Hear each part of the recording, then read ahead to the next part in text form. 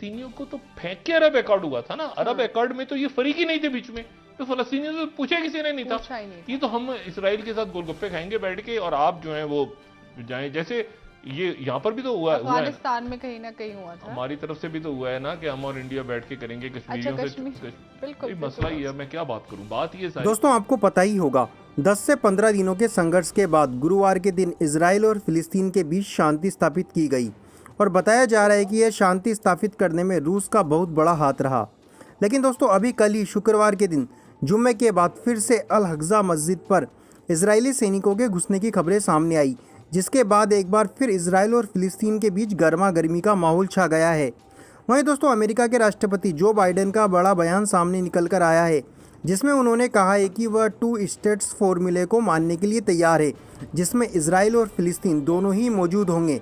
लेकिन अगर कोई भी मुस्लिम देश इजराइल के अस्तित्व को स्वीकार नहीं करता है तो ये उसके लिए मुश्किल का सबक बनेगा, क्योंकि अमेरिका पूरे तरीके से इजराइल के साथ है।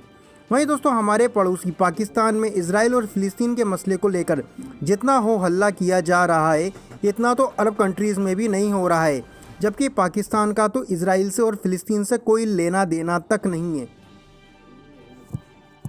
यार ये फर्ज करें आगे चलता रहता और हिजबुल्लाह इसमें ना आती और हमास, तो हमास जो है इसको 1 महीने तक खींचने के लिए तैयार थी। उनके पास इतने रॉकेट थे गजा में सिर्फ कि वो इसको 1 महीना और खींच सकते थे इसी रफ्तार के साथ कि रोज 1000 रॉकेट, रोज 500 रॉकेट, 800 रॉकेट, वो पूरी। तो बात ये सारी कि अब ये चूंकि टेक्नोलॉजी आ गई है बहुत ज़्यादा और इनकी जो इसराइल के लिए तो बड़ी हजीमत की बात है। आप देखिए आप और ये इससे दूसरी दुनिया में जो तहरीकें चल रही हैं, यानी आप देखें ना कश्मीर है या बाकी जगहों पे।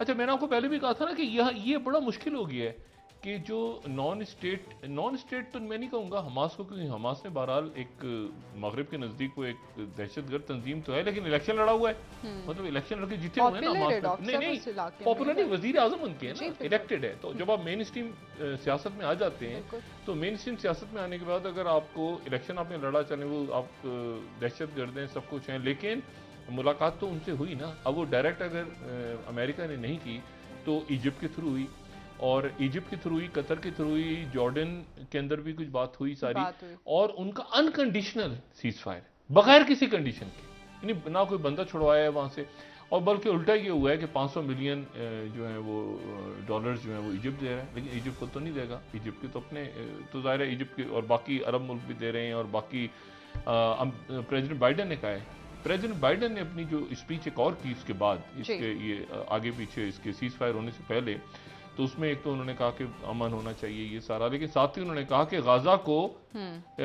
गाजा की ये भी कंडीशन रखी है हमास ने। ये कंडीशन है जो इन्होंने प्रेसिडेंट बाइडन ने बात की है, ये हमास के लोग क्लेम कर रहे हैं, गलत भी होता है।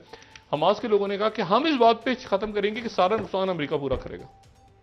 अच्छा, तो प्रेसिडेंट बाइडन जो है उन्होंने ये भी कहा कि हम गाजा की रिकंस्ट्रक्शन में अमेरिका अपना रोल प्ले करेगा। अब खुद ना करें तो किसी अरब मुल्क के थ्रू करवा दें, मतलब ये तो बड़ी अजीब सी बात हो जाएगी ना। तो किसी अरब मुल्क से कह दिया कि आप पैसे दे दो भाई, वो हम जो असला भेजेंगे उसका रेट कम लगा देंगे। तो मतलब बात ये है कि वो भी प्रेसिडेंट बाइडन ने रात को कह दिया कि गाजा के अंदर रिकंस्ट्रक्शन में अमेरिका अपना पूरा रोल प्ले करेगा। अब बात यह है कि उधर से इसराइल तबाह कर रहा है, अमेरिका बना के दे रहा है, ये कंडीशन उन्होंने रखी।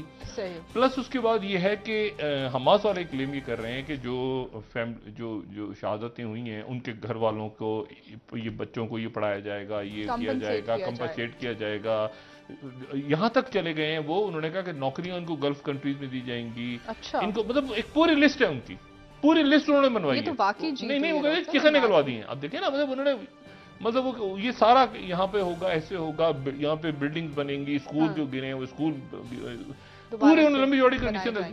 अब ये इसराइल के लिए बड़ा अजाब है कि यार उनका जो गजा का फड्डा है वो रशिया और अमेरिका की सिक्योरिटी का इशू हो गया। यानी इस बात को जो मैं बात इतने दिनों से कह रहा हूं कि सर्द जंग में जमाल अब्दुल नासिर और ये सारा किस्सा जो हमने बयान किया, अब इसमें रशिया ने जो है वो गाजा को और इस पूरे पैलेस्टीनियन इशू को, इसको अपना इंटरनल सिक्योरिटी का इशू बना के नेतन्याहू से कहा कि बंद करो। अब ये प्यूटन का स्टांस है और ये लॉन्ग टर्म स्टांस है। यानी अब आप ये देखें, जो मैं जो बात कह रहा हूं बार बार कई दफा मैंने कही है इस प्रोग्राम में कि इसके मुख्तलिफ थिएटर्स हैं। एक ही बड़ी जंग है और एक बड़ी जंग का बड़े खेल के मुख्तलिफ हिस्से हैं।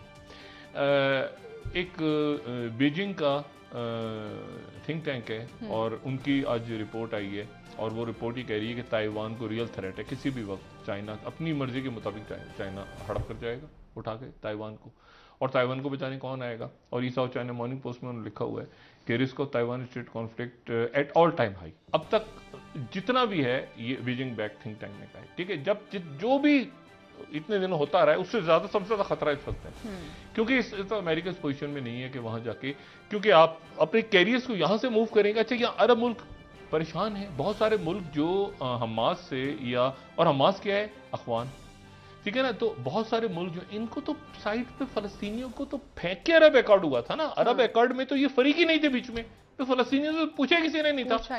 ये तो हम इसराइल के साथ गोलगप्पे खाएंगे बैठ के और आप जो है वो जाएं, जैसे ये यहाँ पर भी तो हुआ है, अफगानिस्तान में कहीं ना कहीं हुआ था। हमारी तरफ से भी तो हुआ है ना कि हम और इंडिया बैठ के करेंगे कश्मीरियों से।